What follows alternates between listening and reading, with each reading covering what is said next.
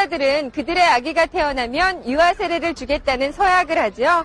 이처럼 유아 세례는 가톨릭 신자들이 지켜야 할 의무 중에 하나인데요. 한편으로는 세례에 대한 이해가 없는 아기들에게 유아 세례를 주는 것이 옳은 일인지에 대한 의문도 제기가 되고 있습니다.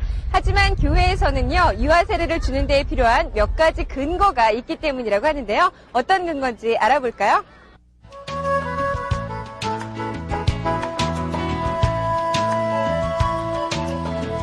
유아에게는 세상에서 자신이 지은 죄는 없지만 태어날 때부터 가지고 있는 원죄가 있습니다. 예수님께서는 물과 성령으로 새로 나지 않으면 아무도 하느님 나라에 들어갈 수 없다고 말씀하셨는데요. 그렇다면 세례성사를 받지 않으면 누구도 구원받을 수 없는 걸까요? 교회에서는 세례성사를 받지 않고 구원받을 수 있는 방법으로 예수님을 위해서 목숨을 바친 혈세와 누구보다 하느님을 사랑하고 구원받기를 원하는 화세만을 인정하고 있습니다. 그렇기 때문에 유아들이 원죄를 씻고 구원받을 수 있는 것은 세례성사를 통해서만 가능한 것이죠. 그리고 유아들이 갖추지 못한 세례성사에 대한 이해와 신앙심은 교회에서 보충해야 한다고 합니다.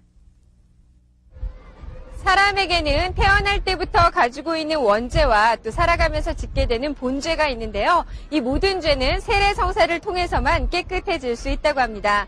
그렇다면 세례성사를 받지 못하고 죽은 아기는 원죄 때문에 천국에 갈 수 없는 걸까요?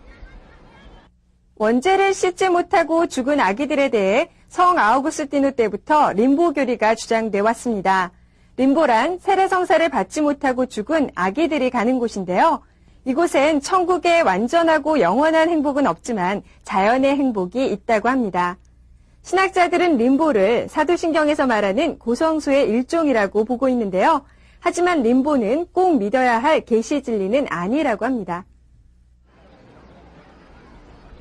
교회에서는 유아 세례를 아기가 태어난 지 100일 이내에 받도록 권하고 있는데요. 조금씩 미루다 보면 시기를 놓칠 수도 있으니까요. 아기가 외출을 해도 안전하다는 생각이 들면 가능한 한 빨리 유아 세례를 받게 하는 것이 좋겠죠?